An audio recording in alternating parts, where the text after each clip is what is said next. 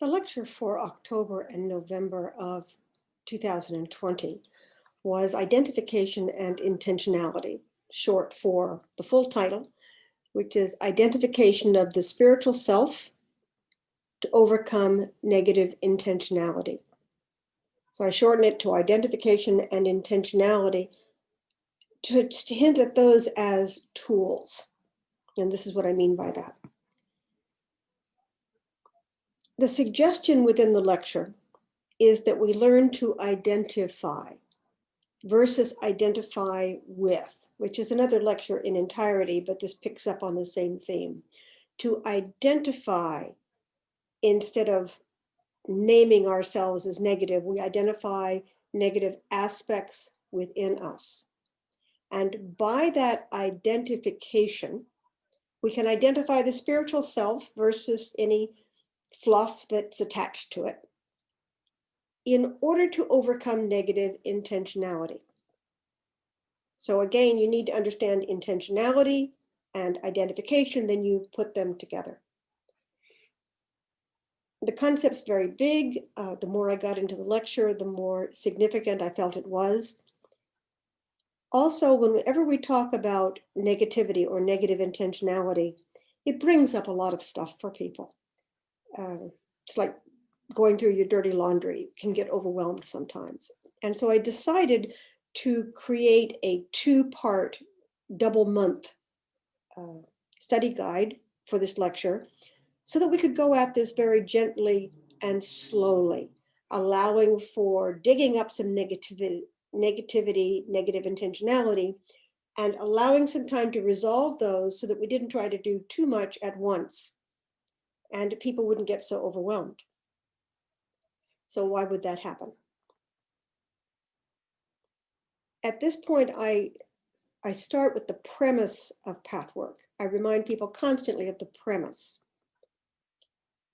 Pathwork concepts are not something that I debate. I teach them, I present them. You may take them or leave them. But I don't mix and match these concepts with other philosophies. That's up to you. When you mix and match different philosophies, there's a capacity in that mixing and matching to select the ones that work for you, that show you in the best light, that feed to your strengths, rather than exposing some of your weaknesses.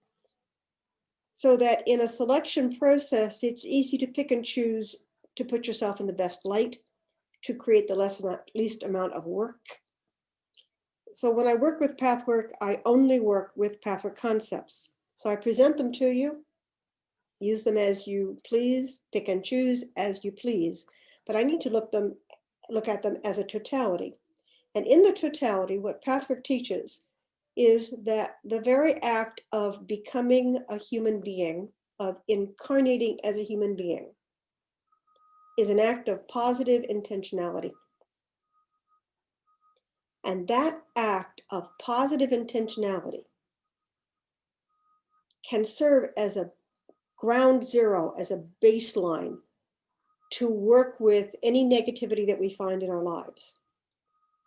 In other words, if we'd incarnated to be nasty and mean, it might be difficult to overcome an attraction to being nasty and mean because that's our basic goal.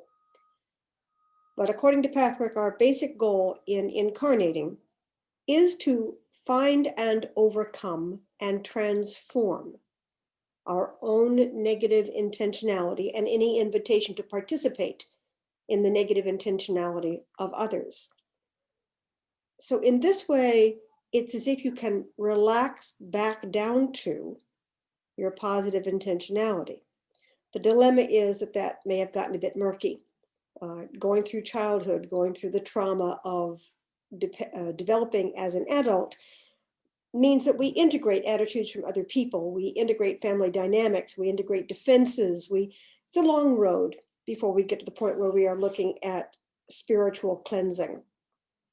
And so there's a lot to clean up. But once again, if you look at this in terms of what is my intention for being here, the positive intention was to address any negativity that you're holding on to. So that the first thing we do is we try to identify that negativity and then allow the positive intent to support us as we dissolve it, find the untruth of it. Another concept in Pathwork is that false beliefs, negative intention, will always cause pain. May take a while to create the pain, but it will always cause pain. The converse of that is pain is always the result of negative intentionality or negative actions, false beliefs, misconceptions. So that pain is a signal that something is amiss. And if you fall into negative interactions, negative situations, even though they might seem pleasant for a while, they will eventually become painful, distressing, disharmonious. And that's how you'll be able to know. So when people say, well, how do I know? Sometimes you don't at first. Sometimes it's not easy to tell if a situation has a negative undercurrent in it or not, but you will know eventually. And life is about thinking you know what you're doing and going along and then finding out, no, I didn't understand what was actually going on. That's life.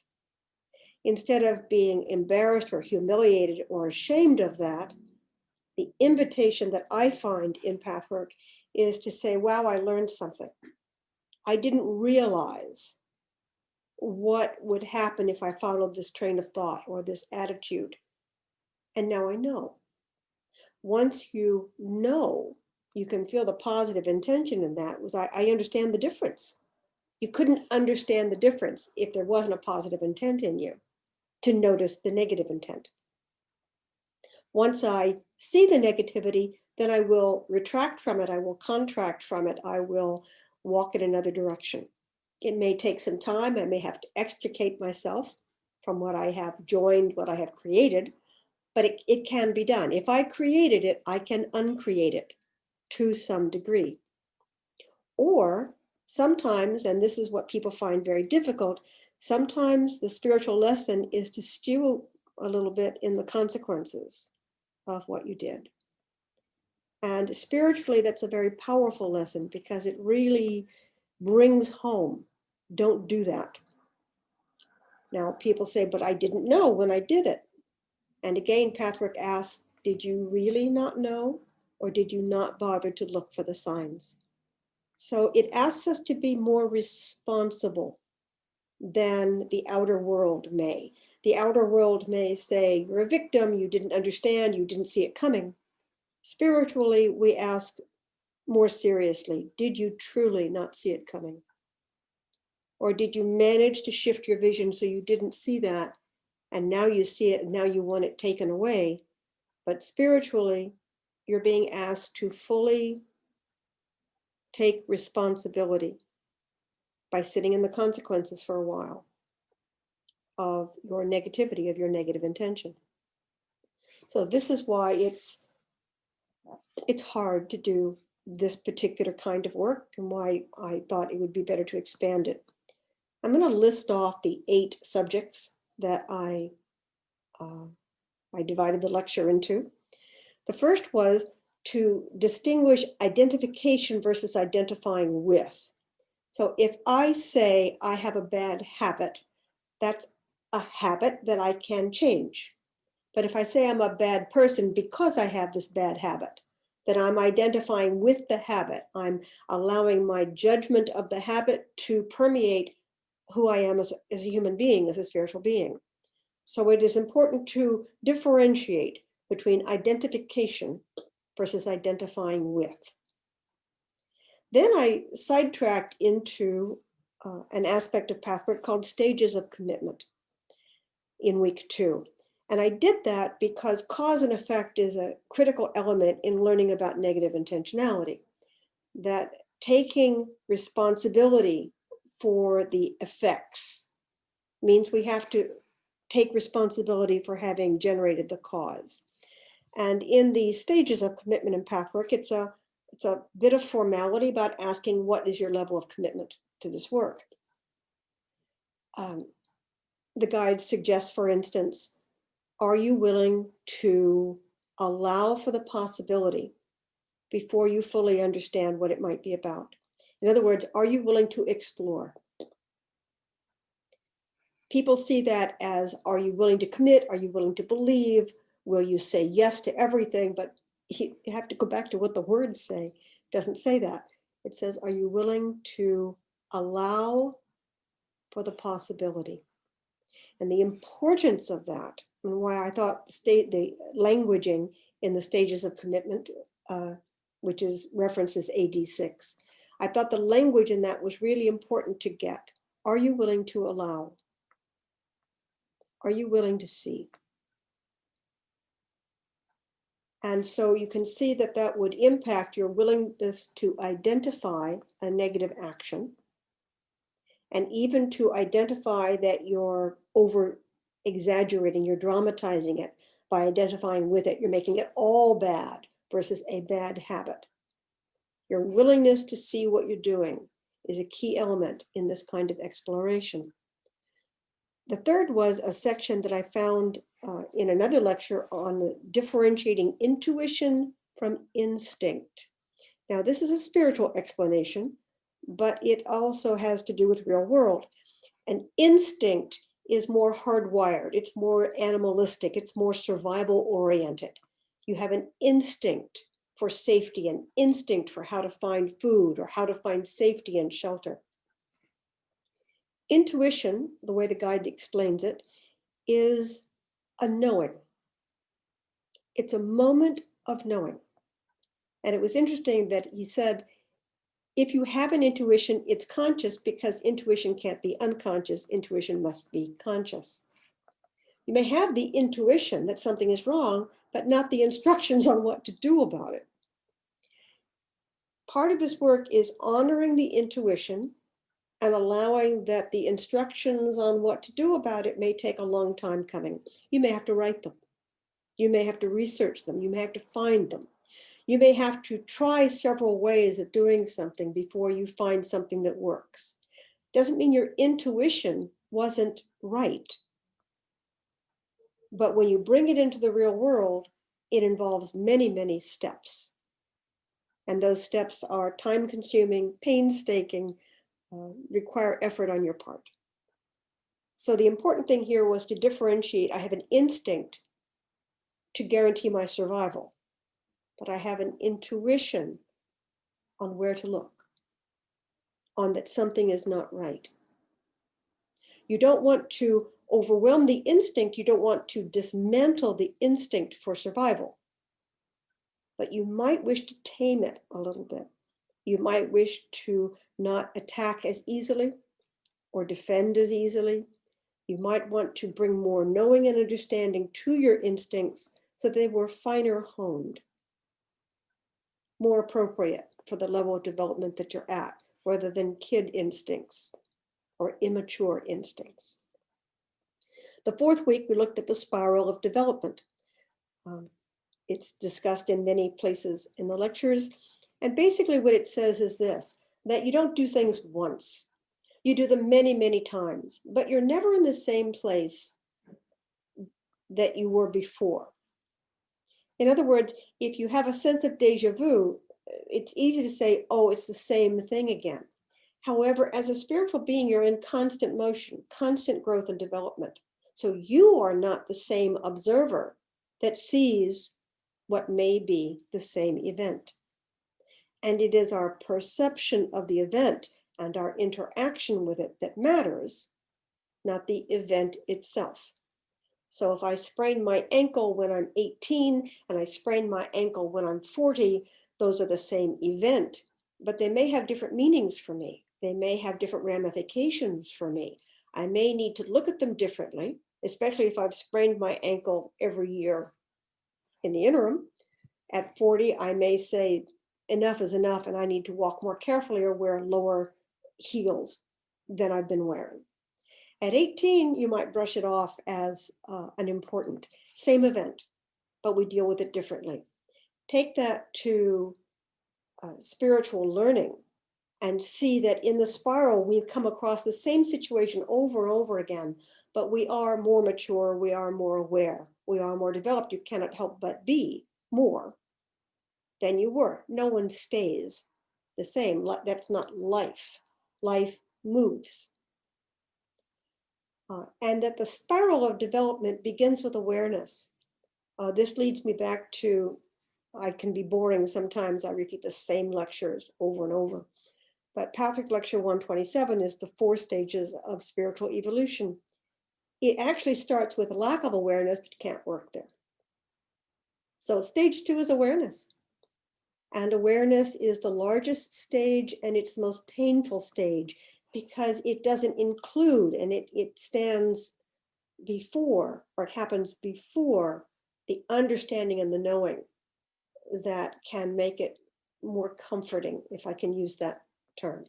So in other words, if I become aware of my negativity, it's shocking, it's horrifying, I want to get rid of it, I want to resolve it very quickly. But to do that, I have to understand it.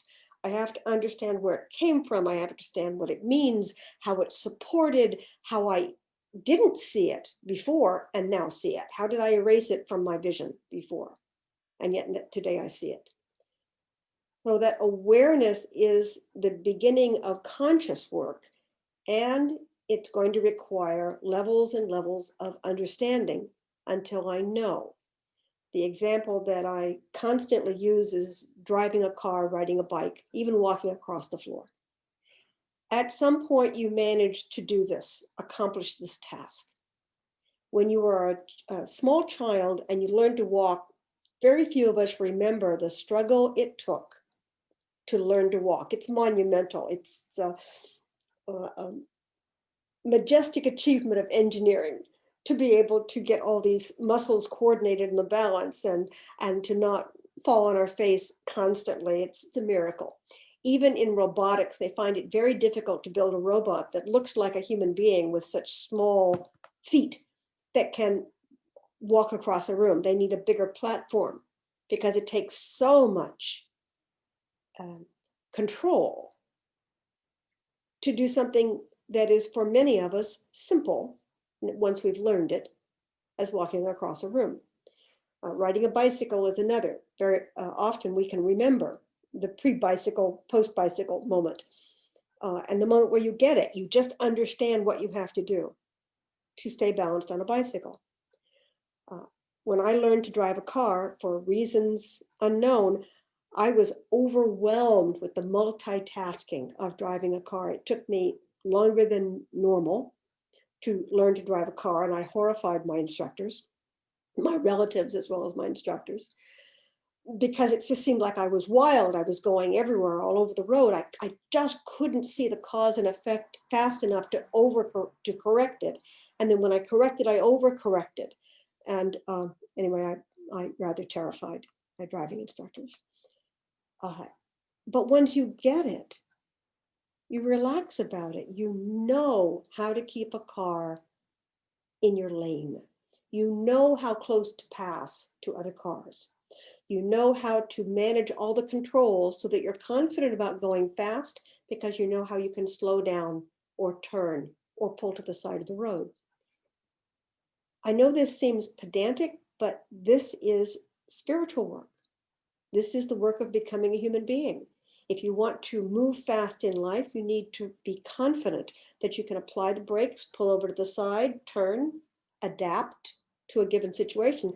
That's what gives you more confidence about moving ahead quickly.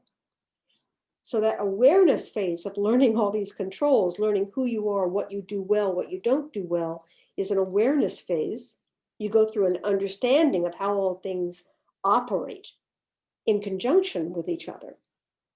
And then you can relax into a sense of knowing so that you pay attention when something goes awry, and then you can relax back into not unconsciousness, but a certain level of automatic or semi-conscious activity, where you actually have consciousness, but only if something goes astray.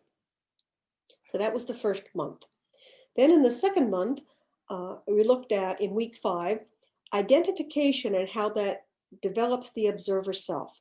To identify something can be a useful process, and the Pathwork talks about not a separate part of yourself, but a semi-different attitude or viewpoint that you can develop for yourself that informs you from a more objective angle, if you wish, of your personality. So I may be invested in doing something well, and then I know that there's a part of me that says, don't try too hard. And that's a more objective version that wants to hold me, to soften my forcing current of wanting to do well by saying yes, and let's do it in a relaxed fashion. Pathwork term for that is the observer self. When we learn to identify, we can learn to identify using this voice. Now, people get confused.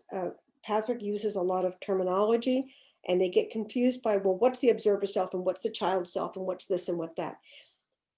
It's not so much that these are different parts of you, but just as if we look at a book, you've got the cover, you've got the binding, you've got the pages, you've got the front piece, you've got the index, you've got chapters, and yet the whole thing needs to work together as one. You are one. And there are different aspects of you that can be used to inform you, to help you, and support you. So observer self is an aspect of you that can see outside your personal interests and give you information that can be helpful in allowing you to integrate with the world. So that the process of identification is a way to develop the observer self.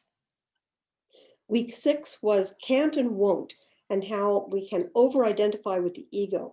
It was an interesting back and forth. When I read this portion of the lecture, this is the portion of the lecture that convinced me that I needed to go into 2 months, because the can't won't was very interesting. To summarize it slightly, there's a place where the ego, meaning who I identify with, my ego is managing this video presentation. It's making decisions about what to say. It tries to control my hand movement, but I get excited. But the ego basically manages how the inside of me comes out, how my thought process is correlated into something hopefully communicable to you. When the ego becomes overwhelmed, it may say, I can't. Not because it can't, but because it won't face failure. So I can't becomes a place to hide from I won't. I won't expose myself. I won't do something I'm not good at.